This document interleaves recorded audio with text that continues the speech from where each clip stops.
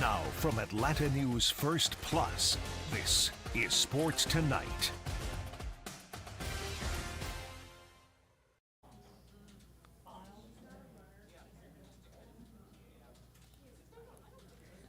Sports Tonight. Howdy, everybody. In the house. In the house on this Tuesday. We got stuck for a second, didn't we?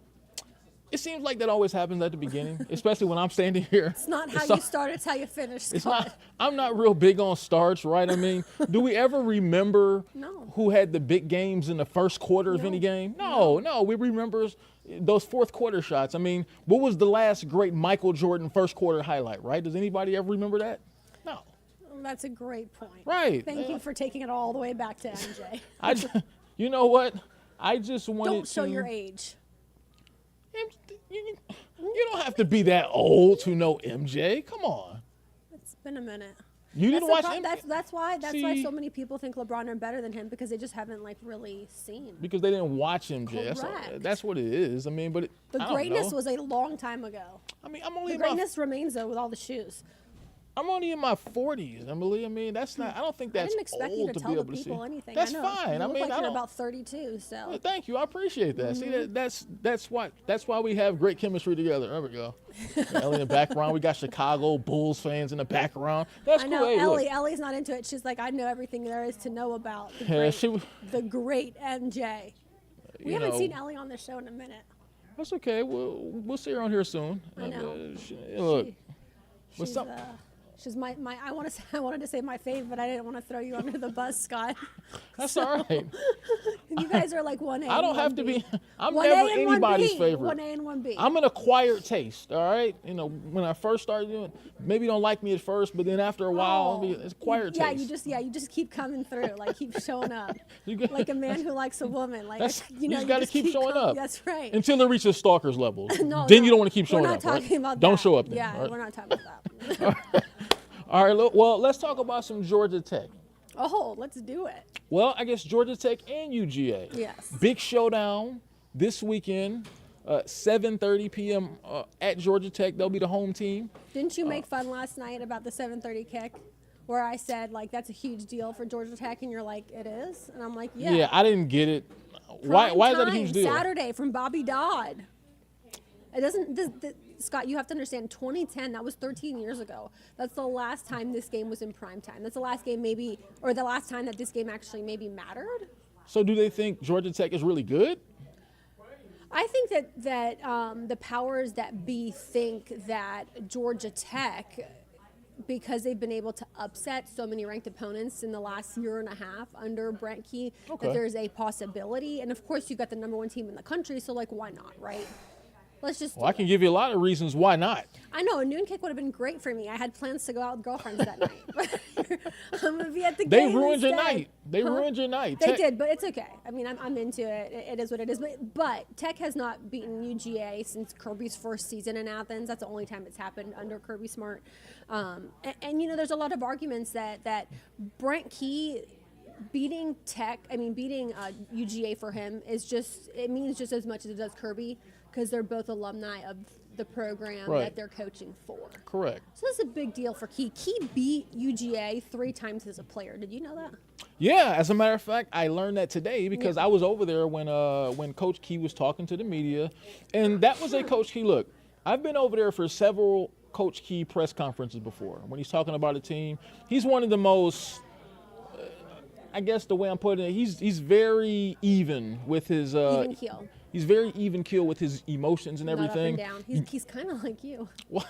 When we're not doing Sports Tonight, right? Yeah, no. You actually are animated for this, but in real life, Scott's not faking this, guys. But in real life, Scott is very just even. He doesn't switch lanes. He stays in one. He doesn't go up the mountain. He doesn't go down the hill. He just goes straight. Doesn't turn. Nothing. No, I just believe that way, that's an easier way in life to control your emotions. And I think Coach Key feels the same way, right? But you finally saw something? Yeah, well, yeah. Look, today, Coach Key there was an intensity there from Coach Key that I'd never seen before, Good. right? Yeah. And which is a good thing because they're playing a big rivalry game this weekend. Obviously, you can tell just from the looks on his face, from the way he answered questions, that he sternly, he so badly wants to come out with this win.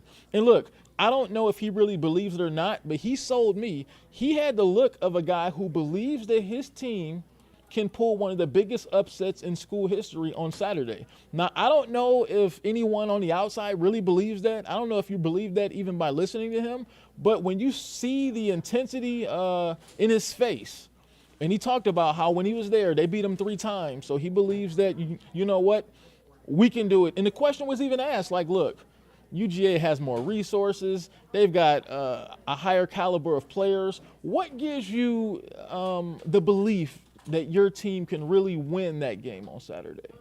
And he was very stern. He's like, look. I thought you were asking me that, and I was like. Well, no. I mean, that's the question that he was asked in the press conference, and he's looked very sternly. He's like, because I'm coaching them, you know. So, and they're going to have, you know, if I have the intensity and if I have the belief that they can win, they will have the belief that they can win. So, hey, man, who am I to tell him that he can't? Well, you're a guy who's watched his team and watched UGA all season long, and I think you can make a pretty decent assessment. Yeah, I mean, I saw those guys lose to Bowling Green at home this year. Yeah, so. We all did.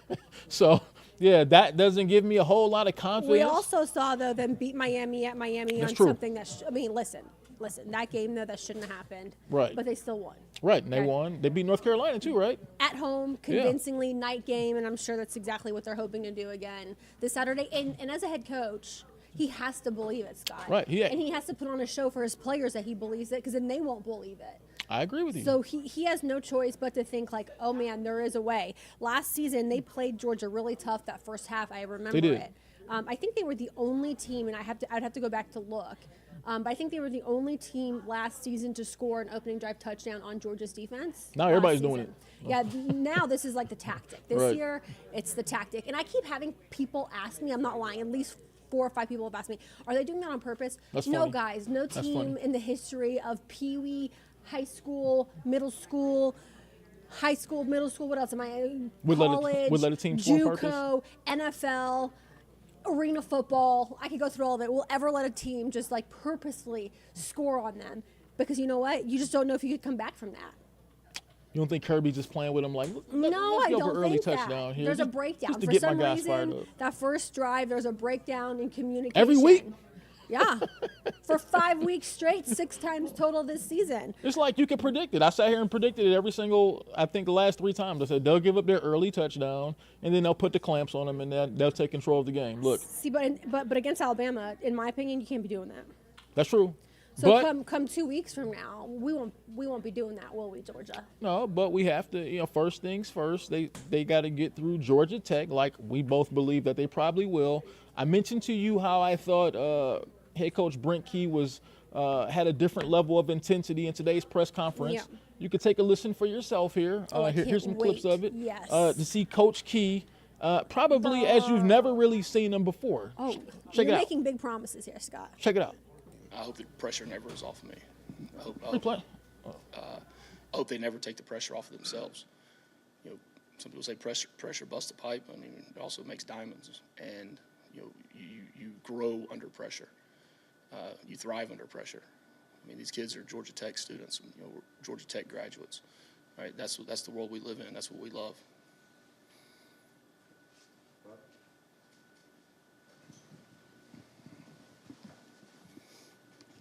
You started 3 linebackers against Syracuse.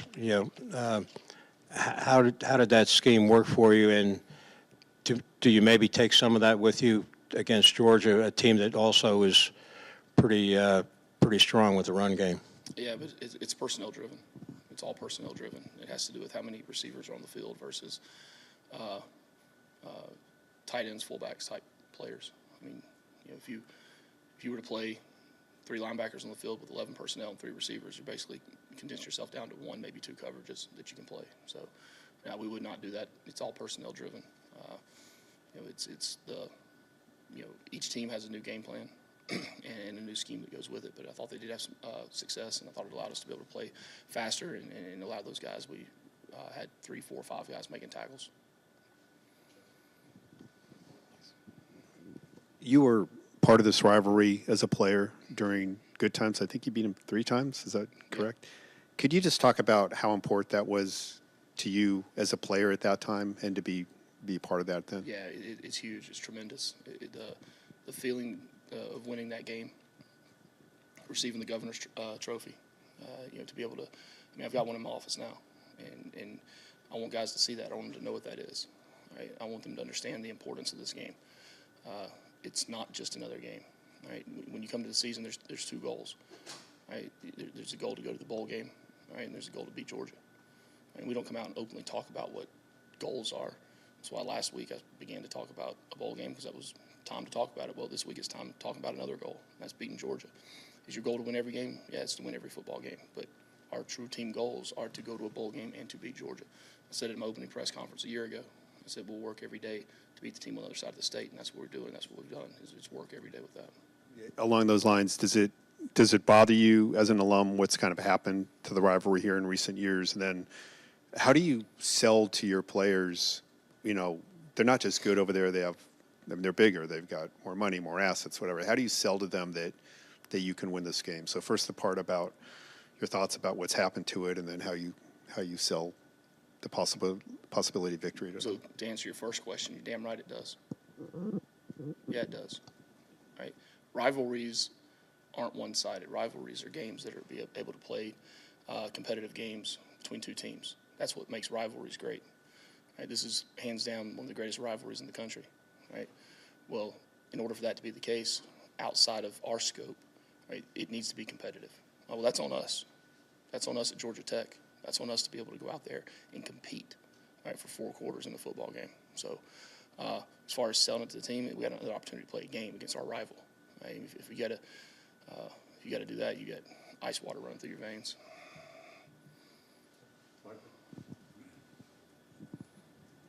Everybody knows Georgia's a great football team, obviously, but do you get the feeling your kids feel that they can beat Georgia, that they're not invincible? Yeah, I mean, look, success comes from believing you can have success. Individual success comes from believing you're going to play a good football game. Collective team success comes from believing you're going to win that football game. You can say all the politically correct things in the world and that you want to say and not trip over each other. But look, at the end of the day, you go to win football games. You play football games to win football games. All right. Well, now, when you believe you're going to win a football game, yeah, you have more success. You play well. Right? When you don't believe in that, right, you don't play well. That's individually and collectively.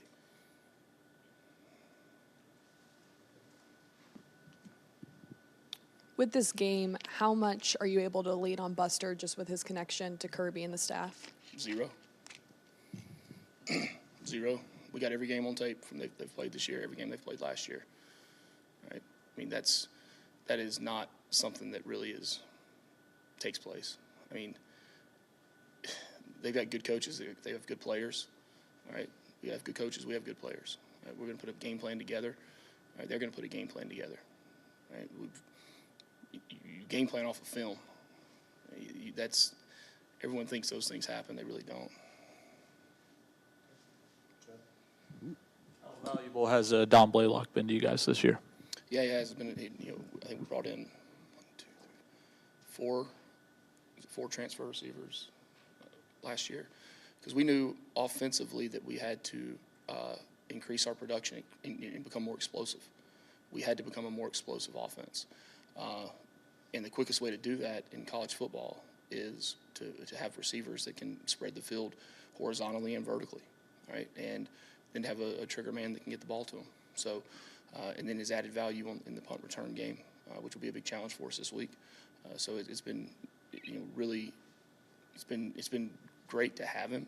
All right, but look, Dom's a great kid too. I mean, he's a guy that comes in and doesn't say anything. Doesn't say it if he had a mouthful of it, and just goes to work. And to see what he's overcome in his career and be able to have some success now that he's having, I'm really happy for him.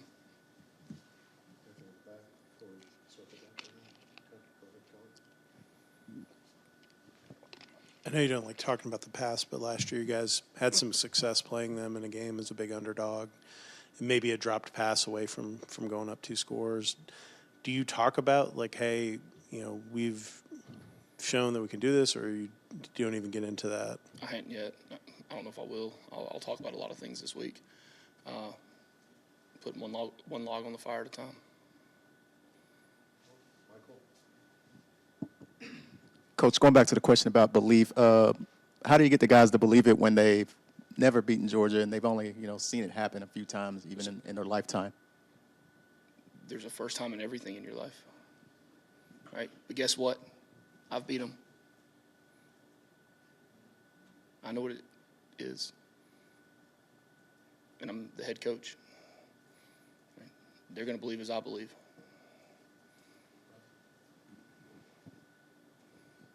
Beginning of the year, you talking about your offensive line. You're looking for toughness, physicality, that type of thing. And then I believe yesterday Coach Smart talked about when he looked at your offensive line, he saw them as a physical, tough type of group.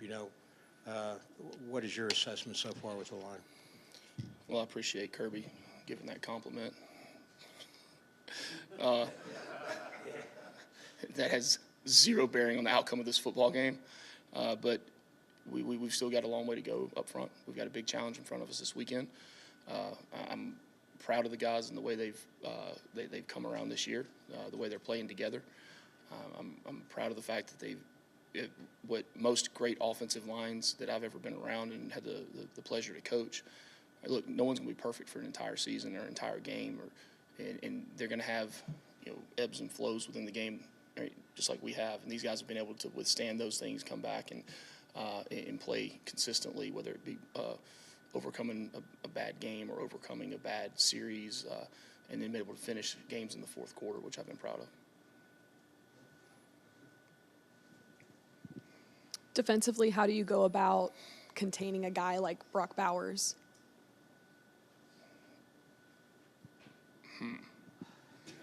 I'm usually pretty quick-witted. I'm not on that one.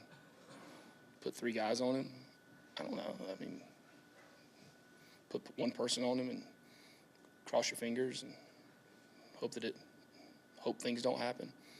If you live in hope, you die in a whole pile of something else. All right, so we'll put a game plan together. They've got a lot of explosive players on their offense. They've got a quarterback that's doing a heck of a job this season, playing really good football, probably as good as anybody in the country right now. They generate explosives with a lot of different players. He's not just the only one. I think they have 40-plus explosive plays over 20 yards this year, 48 if I'm not mistaken, in the passing game. So they've got 2 running backs that are very efficient, good running backs that can take it the distance at any time. They're able to get in condensed sets and be able to play bully ball and able to spread you out and go different different motions and unbalanced. And they've got a really good play action game. So to key in on just particularly one person, right, you're really going to leave yourself open all over. So it'll be a big challenge for us on defense this week. Emily, I told you, Brent Key that's a different Brent Key. I like it. You got to be that if you want to beat the dogs. There are several coaches who've been that throughout the years. Yeah, right. And haven't been able to beat the dogs. Exactly. So. That won't be enough, just being intense. They're going to have to play some pretty good football for 4 quarters and overtime if necessary. But it'll be close for a quarter and a half. That's my prediction. Quarter and a half? Quarter and a half. I'm going a quarter, not even a quarter. I mean, really? I think this is one of those games where UGA is going to come out and with a different level of intensity. And I think they're going to play different than they've played in the previous games. And I expect them to come out up early, 14-0 or something. Really? Yep. I don't expect that at all. Okay. I expect them to play the way they played all season long. All right. And, be on the lookout. Is Lad McConkey going to play? Brock Bowers, is he going to – I mean, he wants to play, but is he going to be limited at any capacity? Okay. Obviously they can do it with so many other guys. It doesn't even matter. I was reading today, obviously per game, Carson's hitting 7 to 8 guys. Wow, yeah. Yeah. Spreading that ball around. He really is. So we'll see him play in the NFL one day, Scott. We will. Speaking of the NFL, did you get a chance to check out Monday Night Football last night at all? I actually watched the Tremendous game. Matchup. Good one. Super Bowl rematch. Yeah, tremendous.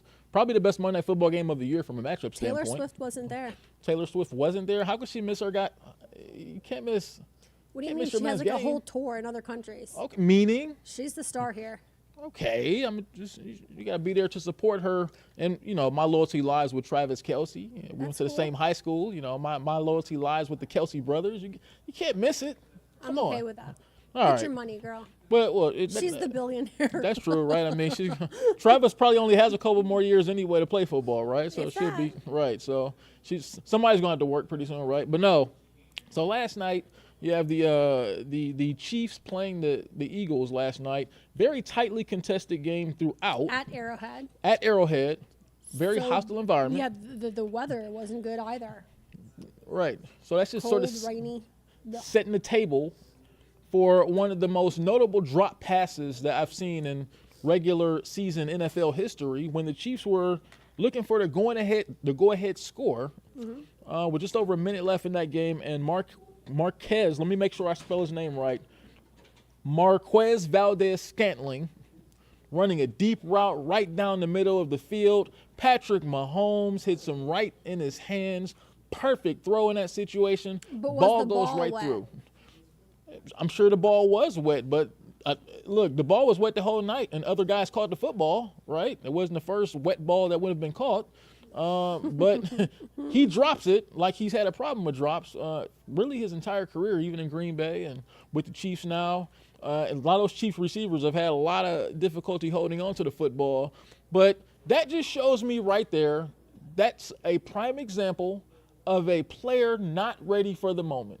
Primetime moment, Monday Night Football, you get open, Patrick Mahomes hits you with a long one, and you let it go right through your hands. That's a player not being ready for the moment when his name was called. He let the moment get to him. It was the pressure. I don't know. I hate to see stuff like that. Yeah, but it was good for the Eagles. Sure, yeah, it was really good for We got plenty them. of dogs on that team. Yeah, you that's know, true. you can never be mad at least I'm never mad when Jalen Hurts wins a game. I just feel like he has just overcome so much in his career. Yeah. I think that this is the greatest thing ever. For me, as far as what I'm looking at in the NFL, Scott, and I think you might have called this early on, and you have no idea what's coming from me right now, but C.J. Stroud. Oh, man. What a stud. He has played really well in his rookie season for the Texans. They're 6-4 right now. They are. beat the Cardinals last weekend, something the Falcons could not do a couple weeks ago before their bye. And they have the Jags this week. And the that's a big Jags have been matchup. on a roll. They have been. So Jags at Texans Sunday, 1 o'clock. I look forward to that game. That's a big but I matchup. think Stroud, honestly, he looked great in college. We saw him up close and personal against here. UGA. You watched him Oh, for sure. for Watched most of him. his career because you're a huge OSU fan. But I don't know that I could have guessed that he was going to play this well and make such an impact. And I know some people might look at it and say 6-4, but that's the Texans. Exactly, and they were really bad last year. And also Awful. give credit to D'Amico Ryans, too, in his first year as a head coach with Oh, the yeah. Texans. Shout out to him, too. Yeah, for Both sure. of them. But for such a young player, I listen to his press conferences every once in a while, and he's so mature. And Very. he just seems to be about football. People ask him these wild questions, and he kind of just answers it with no reaction at all. Super even-keeled like yourself. Yeah. And he handles, what seems to be business on and off the field. So He does.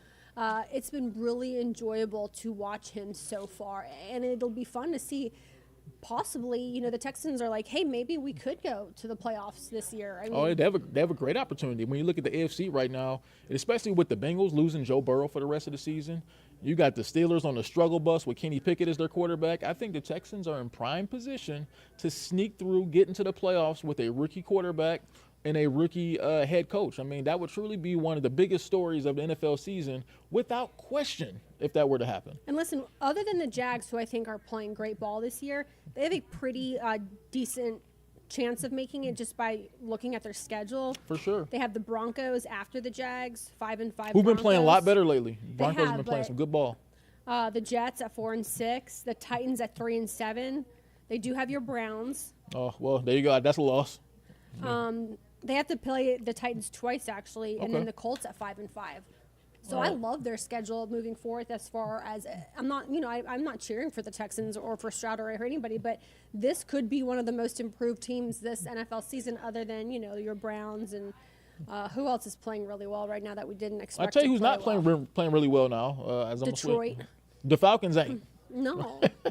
They ain't Trash. playing really well. So they're going back to Desmond Ridder at the quarterback position. Would it be really nice if they were going back to C.J. Stroud, right? But they won't. They're going back to Desmond Ridder as they host the New Orleans Saints this weekend. Big rivalry game and a big game in the divisional standings, as the Falcons are a game back of the Saints right now. Saints at 5-5, Falcons at 4-6. It's about as close to a must-win as you can get, because if you lose this game, now you fall a couple games back in the division. They have a game up on you, and you don't even want to consider it, right? I mean, so this is a must-win, right? They got to win this weekend. Don't you Yeah, think? but they still have 2 games against the Saints. I mean, this is game 1, and then they'll have to go to New Orleans. I don't know, man.